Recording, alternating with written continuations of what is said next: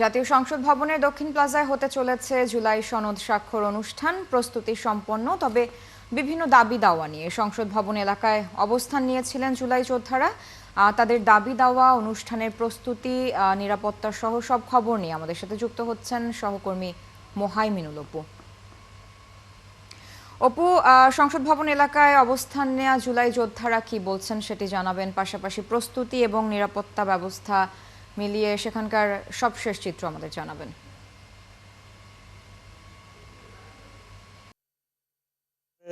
সদস্য যারা রয়েছেন তারা কিন্তু সকাল 10:30টার দিকে সংসদ ভবনের দক্ষিণ প্লাজায় কিন্তু তারা অবস্থান নিয়েছেন। এর আগে গতকাল সন্ধ্যা থেকে কিন্তু তারা এই সংসদ ভবনের সামনে কিন্তু তারা ছিলেন।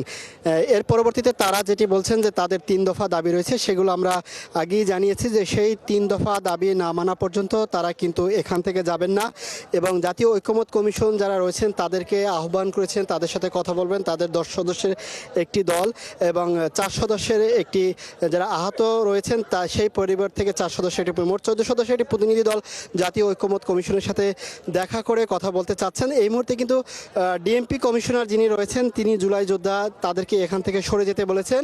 তার প্রেক্ষিতে জুলাই যোদ্ধাদের যারা নেতৃত্বে রয়েছেন, এখানে নেতৃবৃন্দ যারা রয়েছেন তারা সাংবাদিকদের সাথে কথা বলেছেন। তারা স্পষ্ট করে জানিয়ে দিয়েছেন যে তাদের 3 দফা দাবি আদায় না হওয়া পর্যন্ত তারা এই সংসদ ভবনের দক্ষিণ প্লাজা অর্থাৎ যেখানে জুলাই সনদ স্বাক্ষর অনুষ্ঠানের কথা রয়েছে বিকাল 4টায়, সেখান থেকে কিন্তু তারা যাবেন না এবং তাদের দাবি মেনে না নেওয়া পর্যন্ত তারা এখানে কোনো স্বাক্ষর অনুষ্ঠানও করতে দেবেন না, এটা কিন্তু তারা হুঁশিয়ারি দিয়ে বলেছেন। এবং এখানে তারা কিন্তু যে দর্শক সারিতে যে চেয়ারগুলো রয়েছে সেখানে কিন্তু তারা শান্তিপূর্ণ অবস্থান করছেন এবং এখানে তারা বসে রয়েছেন। পাশাপাশি এই জুলাই যোদ্ধাদের এই দক্ষিণ প্লাজায় প্রবেশ করার প্রেক্ষিতে কিন্তু আইন শৃঙ্খলা বাহিনীর সদস্য মোতায়েন, অতিরিক্ত সদস্য মোতায়েন করা হয়েছে। দেখতে পাচ্ছেন র্যাব প্রথম স্তরে রয়েছে, তারপরের স্তরে কিন্তু সেনাবাহিনী রয়েছে এবং স্টেজেও কিন্তু বিভিন্ন নিরাপত্তা সংস্থা যারা রয়েছেন তারা কিন্তু এখানে নিরাপত্তা দায়িত্বে রয়েছেন।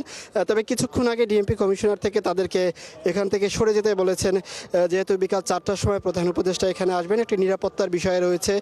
এবং এরা কিন্তু কালকে জুলাই যোদ্ধা যারা রয়েছেন কালকে সন্ধ্যা থেকে তারা এই সংসদ ভবনের সামনে অবস্থান করছিলেন এবং সকাল 10:30টার দিকে তারা কিন্তু দেয়াল টপকে তারা কিন্তু ভিতরে প্রবেশ করেন। সেক্ষেত্রে পুলিশ তাদের বাধা দেয়নি, তবে এখানে তারা শান্তিপূর্ণভাবে অবস্থান করছেন। জানেন যে এই জাতীয় সনদ স্বাক্ষর হিসেবে বিকাল 4টায় যে স্বাক্ষর অনুষ্ঠিত হবে সেখানে সব রাজনৈতিক দলকে কিন্তু আহ্বান জানানো হয়েছে। সেক্ষেত্রে বিএনপি, জামায়াতে ইসলামী সহ ইসলামী আন্দোলন বাংলাদেশ সহ প্রায় 30টি রাজনৈতিক দলকে তারা আহ্বান জানিয়েছেন। সেক্ষেত্রে অনেকেই এখানে আসবেন এমনটি বলেছেন, তবে সবাই যে এই স্বাক্ষর করবেন সেই বিষয়টি কিন্তু এখন পর্যন্ত নিশ্চিত করেনি। জামায়াতে ইসলাম থেকে বলেছেন যে তারা আজকে সিদ্ধান্ত নেবেন, তবে এই অনুষ্ঠানে তারা আসবেন। এনসিপিও থেকেও বলা হয়েছে যে খসড়া তৈরি তালিকা না দেখা পর্যন্ত তারা কিন্তু এই অনুষ্ঠানে আসবেন না, এমনটা কিন্তু সাফ জানিয়ে দিয়েছেন। এবং বিএনপি মহাসচিব মির্জা ফখরুল ইসলাম আলমগীর তার ঠাকুরগাঁয়ের নিজ আসনে গতকাল সন্ধ্যায় একটি সভায় বলেছেন যে কিছু অপেক্ষা করতে হবে তাদের এই স্বাক্ষর অনুষ্ঠানের জন্য, তবে তারা এই অনুষ্ঠানে আসবেন এমন ইঙ্গিত কিন্তু তারা দিয়েছেন। তো রাজধানী দক্ষিণ